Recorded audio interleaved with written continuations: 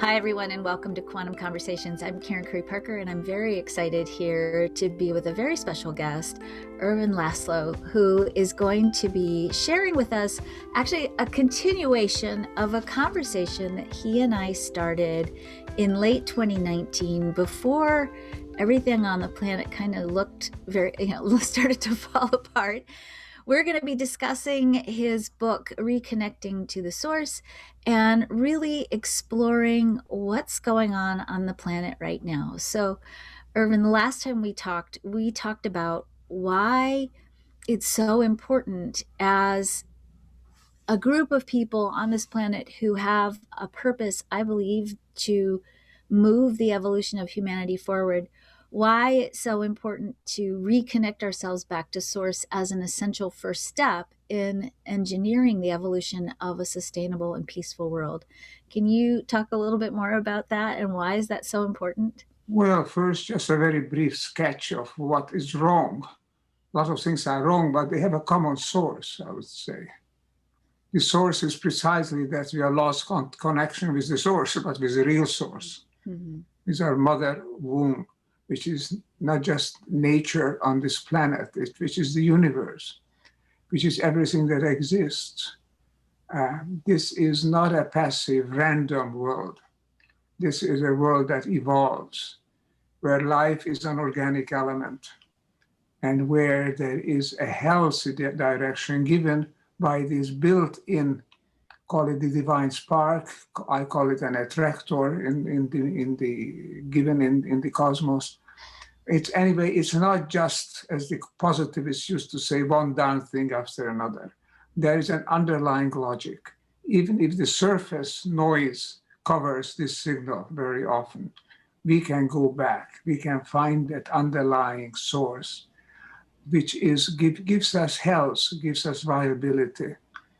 We have left this out because we disregarded it. We thought it doesn't exist, it's superstition, and we can do everything just using our technology, our powers, money, wealth, whatever we have, just to satisfy our immediate wants, forgetting that we are part of an evolutionary movement, of what the great quantum physicist David Bohm called a holo movement. Mm. It's an evolution of a holographic universe. That's the latest thinking in the new quantum sciences. I know you call this quantum conversations, so it's very apropos to talk about that, because really this is a universe which is whole, which is moving, which is evolving together more and more toward oneness, toward comprehension, toward a belongingness in the world. And that is a direction, that is a movement that is essential. But humanity, in its headlong rush to using the latest technologies for short-term ends, disregarded this basic trend. Traditional societies lived in accordance with it. All other species on this planet live fully informed, and I use with a hyphen, informed by this cosmic trend. That's why life could emerge on this planet, and that's why life can promote itself, can extend wherever there is a least possibility for a physical universe to create organic systems. Everywhere life is growing. We are now approaching spring, and I look forward very much to seeing life going again. This afternoon, I looked out at the tree, at an almond tree, and see that it is in bloom. Yesterday, it wasn't. All of a sudden, it came overnight. And life is now, again, in spring, is moving. But life is moving all the time, at all seasons, at all times for everybody. That's the source, the sense of health, the sense of oneness, the sense of wholeness, which we have forgotten, with which we should reconnect if we want to have a viable new civilization. So, since we last spoke, we've had COVID, we've had, here in America, we've had racial uprisings, we've had, just here in the last week, we've had major dramatic climate problems that have created almost potentially the collapse of an electrical grid that caused a lot of pain and suffering for people in Texas. And, it's been a pretty extraordinary year in terms of what's happened. What do we need? Well, I have two questions. The first thing is, if we're in this holographic universe and the nature of who we are is wholeness and Hmm. well-being and sufficiency, which I like that word. I prefer that word to abundance because it's more balanced in a way, I think, at least in our materialistic understanding. How do you explain where we are versus where we could be and what happened last year? Well, it's all that sense of disconnect. Einstein said that separateness is an illusion. Mm. It's only promoted by the data of our senses where we see separate objects and separate people. But underlying it, there is a deeper reality. William James, a great psychologist and pragmatic philosopher, said that we are like islands on the sea. We are separate on the surface, but connected on the bottom. Or also like trees in the forest, separate on top, but connected when our roots intertwine.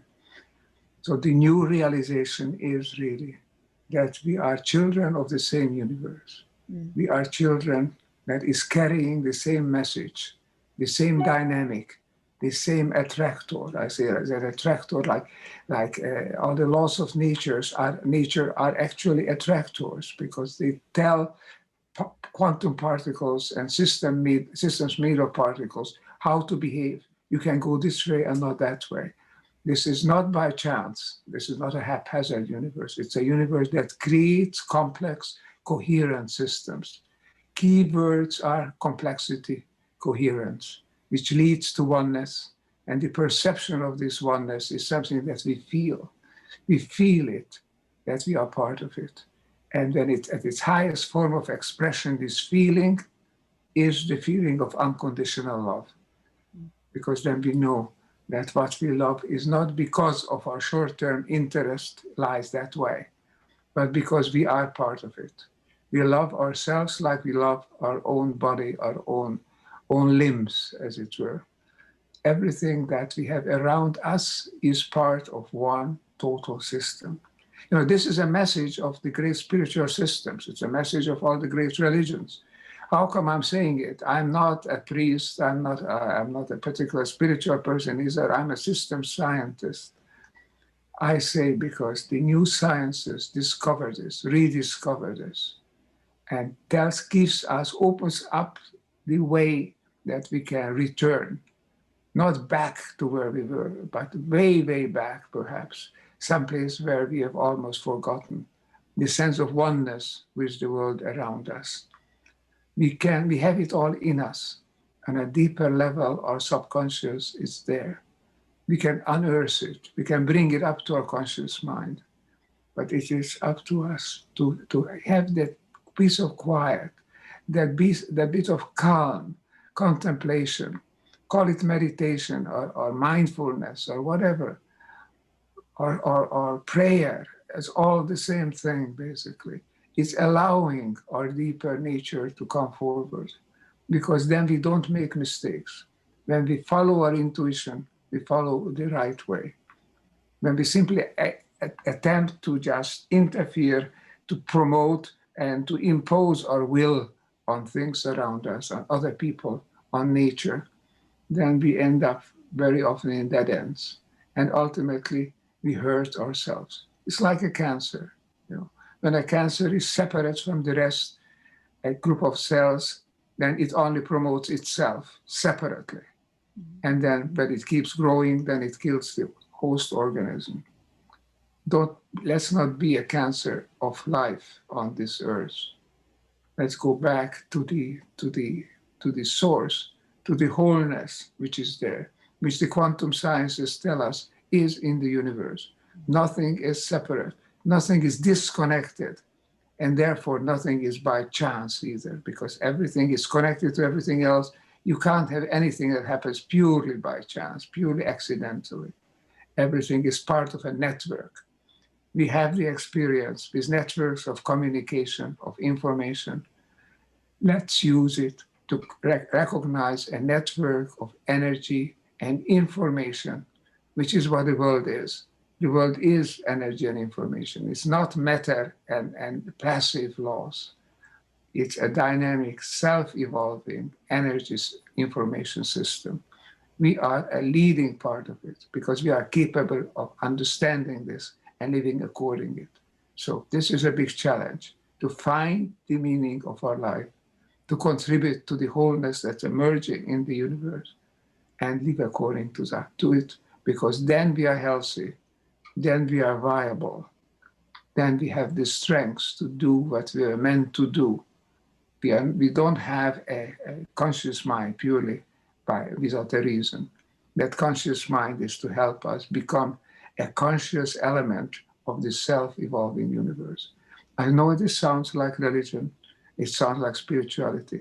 I take it from the quantum sciences, but it doesn't matter where we come from. We arrive at this conclusion, and that's what counts. We should learn to be natural, learn to be part of what there is in this world. It's a quasi-miraculous world. Let me just add, Einstein is credited to have said once that there are just two ways to live your life, either as if everything is a miracle or as if nothing is. You know, we used to think nothing is a miracle, we can control everything. It turns out that this universe is far more miraculous than we thought. So we better go with it. Let's go with the force instead of trying to create the force and make it an arbitrary input. So I love that you say there isn't necessarily a set way to do it, that it can be mindfulness, it can be meditation. I'm curious, what is your way that you personally connect with the source or reconnect with the source? I have a curious experience. You know, it so happens that, Karen, that I've been asked a few days ago by the Claremont College, the theological school, which is a leading organization there, to write up what I consider is the meaning of my life, or the meaning of my journey of my life. So I've been, the last 2 days, I accepted that as a challenge, and we're working on this. So I've just been thinking, all day long I have been doing this, writing, rereading, rewriting, and the experience is always the same. It's a very remarkable experience.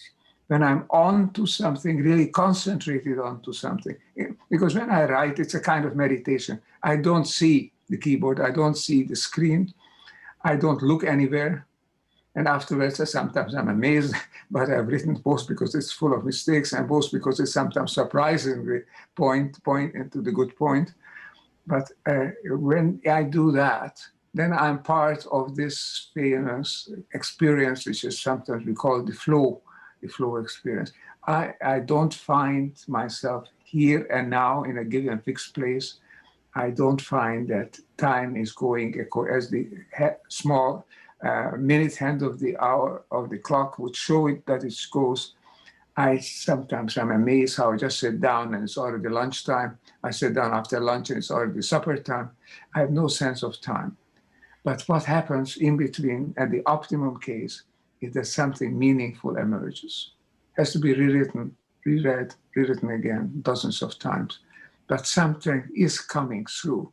And that something didn't come from me, it's not coming from me, it's coming through me. And I want to communicate that. I want to have that come out, come forth, tumble out onto the screen or onto the page. So that's my experience. And this is how I meditate, by trying to work out an idea, getting an idea, which comes to me sometimes when I'm still asleep or half asleep, or when I walk in the forest or by the beach. And then these things sometimes just pop up. And I say, my goodness, that sounds intriguing, so let's try to think what it leads to. And that's how my books, my writings are born. Not because I set out to write it, but because I allow it to come to me. And then I just work it out. So you ask, what is my way? That's my way. All right. So, what do you think is the most important thing that the world needs to do right now to catalyze, if you will, a return to that source state? What can we each do on a personal level to bring ourselves into harmony with source? Well, ask yourself, whatever you do, whatever you think, is this conducive to development, to growth, to evolution? Does this allow other people to grow and develop, to evolve in their own right? Or does it simply just promote a personal ambition and aspiration which may or may not be fitting with the rest of the world around you? Try to live as if you know that everybody else also needs to live. Create a livable space on this planet. This is a marvelous planet. This has everything that we need. If we could create a kind of a paradise on Earth, this Earth is capable of it. But we have subverted it. So what we need to do is recognize it's not just nature, it's also society. It's also a culture. The great classical cultures lived much more aligned. The culture of the American Indians, I'm sure you have a lot of them in your area where you live in America, in the Indian tradition. I know they respect the world around them. They try to live in accordance with it. What I try to do in my own way, whatever I can do to help, is to point out that living aligned with nature in its deepest sense is not arbitrary. It's the way to health. It's the way back to normalcy. That famous normalcy that people ask, how do we get back to normalcy? You don't get back to the normalcy what we had because that was not normal, that was abnormal. We have to get back to a new normalcy that is a deeper normalcy, or much older normalcy perhaps. So what you can do is try to live responsibly, live so that you can allow other people to live as well. That, to me, is the main ethical motto. We are 7.7 billion people, more or less, on this planet. We all need to live. We are all part of it. We all are conscious, living, feeling human beings. And there is the world around us, which is a living and evolving world. If it's not as conscious in a rational, intellectual sense as we are, yes, but every bug is a living thing. Every tree is. All of nature is living. It's not a passive thing. So what can we do? Try to feel yourself back into what that is. You know, the Japanese now have picked up again an old spiritual custom, forest bathing. Mm-hmm. They go into the forest and they try to feel themselves, so they're immersed in that forest with the trees, try to feel oneself being part of it. If you live in a beautiful environment, that's easy to do. If you live near a sea, it's very easy to do. But wherever you go, even in a city, one can do it. Because you look up at the sky, someplace you will see the sky, even between skyscrapers, and try to see the clouds, and try to see how it's all moving. And the day can be a beautiful day, even if it's a transitory rain and storm. Afterwards comes the new dawn, and live in anticipation of that, live in accordance with that, live a new life, a new epoch, a new civilization. I call it a new paradigm, taking it from science, this term. A new paradigm is a completely new way in which we conceive of who we are and what the world is. We need that. But this new way is also the old way. It's just not the way where we thought we can dominate everything. And all that counts is making money, more money than the other fellow, being powerful, more powerful than any possible adversary. If that's all we do, hunt for that, then don't be surprised that we destroy the system of which we are a part. So let's get back. That's why I titled my recent book, Reconnecting to the Source. It's the message. Mm-hmm. The source is what we are. It's in you and in me.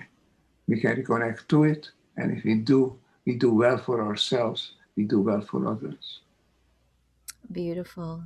That is probably the best place, I think, for us to stop. Let's make this message simple and clear. Reconnect to the source.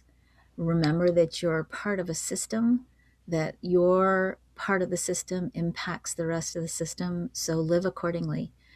You can get Erwin Laszlo's book, Reconnecting to the Source, on Amazon and other book outlets. It's pretty easy to find. Amazing book, and a very, I think, just probably the most important message we can embrace right now, particularly when I think so many of us are trying to find hope and trying to find what do we do. And maybe the doing part first is getting back into alignment with being the full expression of who we are. So thank you for joining me on this beautiful evening in Tuscany where you are. And I am a little jealous of your blooming almond tree, but we'll get there here too. So It'll come. yes, thank you.